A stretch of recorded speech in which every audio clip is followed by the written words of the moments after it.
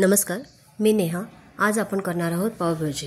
कमीत कमी वेळेत सोप्या पद्धतीने पावभाजी कशा प्रकारे करता येईल ते आपण बघणार आहोत। मी यासाठी 1 वाटी वाटाणा घेतला आहे, पाव कप फ्लॉवर घेतलेला आहे, 2 शिमला मिरची घेतला आहे, 1 टोमॅटो बारीक चिरून घेतला आहे, तुम्ही बघताय।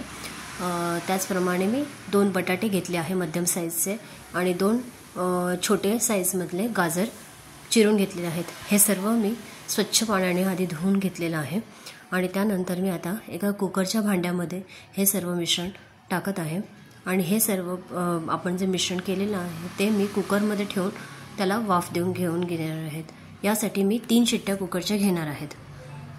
तुम्ही बघू शकता टोमॅटो पण मी याच्यातच एक उकडायला ठेवलेला आहे आणि 1 टोमॅटो मी थोडा चिरून ठेवला आहे जो फोडणीत घालणार आहे।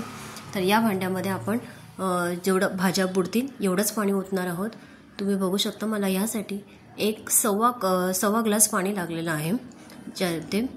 तर आता या सर्व भाज्या आणि वाटाणा मी वेगळाच ठेवणार आहे कुकरच्या ह्याच्यात, कारण तो पूर्णपणे मला क्रश करायचा नाही आहे। तर कुकरला मी 3 शिट्ट्या घेऊन या सगळ्या भाज्या वाफवून घेणार आहेत आणि एका साईडला मी आता कांद्याची भाजीची तयारी करून घेणार आहे। त्यासाठी तुम्ही बघू शकता मी बारीक चिरलेला कांदा घेतलेला आहे, बारीक टोमॅटो घेतलेला आहे, आलं लसूण घेतलेला आहे, लसणाच्या मी जवळपास 7 ते 8 पाकळ्या घेतल्या आहेत। माझ्या भाज्या शिजून तयार आहेत।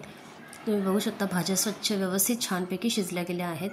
एका कढईमध्ये मी तेल 3 टेबलस्पून घेतलेलं आहे, त्याच्यामध्ये घरातलं साजूक तूप टाकलं आहे, जिरं मोहरीची फोडणी घालून त्याला मी तडका देणार आहे। कांदा मध्यम आचेवर मी शिजवून घेणार आहे, त्याच्यात थोडंसं मीठ टाकलेलं आहे जेणेकरून कांदा लवकर शिजतो। टोमॅटो बारीक चिरून घेतलेला तो मी टाकला आहे त्याच्यामध्ये। कांदा आणि टोमॅटोचं मिश्रण व्यवस्थितपणे शिजवून घ्यायचं। आलं लसणाची पेस्ट मी त्याच्यात तेलात टाकून चांगले फ्राय करून घेतले आहे। एका बाजूला तुम्हाला मी मसाले दाखवत आहे कशा प्रकारे मी घेतले आहे।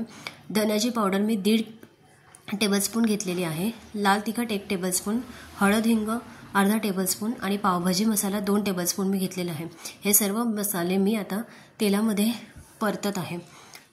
स्वच्छ तेलात छानपैकी तेलात परतून झाल्यानंतर त्याच्यामध्ये तेलाला थोडा तेल सुटतं, फोडणीला थोडं तेल सुटतं। तुम्ही बघू शकता कशा प्रकारे तेल सुटलं गेलं आहे। मी त्या ज्या भाज्या उकडलेल्या होत्या त्या मिक्सरला बारीक क्रश करून घेतल्या आहेत सर्व। त्याला आपल्याला पूर्णपणे बारीक गाळ करायचा नाही, मग जस्ट एक त्याला स्निप्स करायचं आहे, एक घरका मारून घ्यायचा आहे। तुम्ही बघू शकता मी थोडीशी पावभाजीचा मसाला वरून टाकला आहे। मी एव्हरेस्ट पावभाजी मसाला यासाठी वापरलेला आहे। बाजारात सुहाना पावभाजी मसाला आणि अजून घरगुती पद्धतीचा कुठल्याही प्रकारचा पावभाजी मसाला तुम्ही यासाठी वापरू शकता। तर भाजी शिजलेली आहे। भाजी शिजण्यासाठी आता मी फक्त 1-2 मिनिटाची वाफ त्याला भाजीला घेऊन देणार आहे। भाजीत तुम्ही बघू शकता भाजी किती छान प्रकारे घट्ट झाली आहे। जेवढी भाजी तुम्ही जास्त वेळ ठेवता ती घट्ट होत जाते। आता भाजी एकदम व्यवस्थित तयार झालेली आहे। पावभाजीची भाजी ती तिखटसुद्धा आहे, कलर पण चांगला आला आहे पावभाजीला।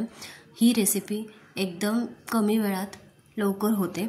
एकदा तुम्ही नक्की करून बघा कशा प्रकारे तुम्हाला वाटते पावभाजी केलेली। तर भाजी झालेली आहे। मी एका साईडला पाव भाजून घेतले आहेत, तर मी डिश तयार ठेवली आहे। तुम्ही बघू शकता मी घरातलं माझं जे लोणी काढलं होतं घरातलं ते लोणी मी पावभाजीवर टाकलेलं आहे। तुम्ही बटर पण टाकू शकता, पण मी यासाठी लोणी वापरलं आहे माझं घरातलं केलेलं।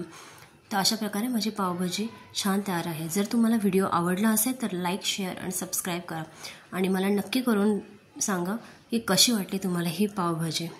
Thank you so much.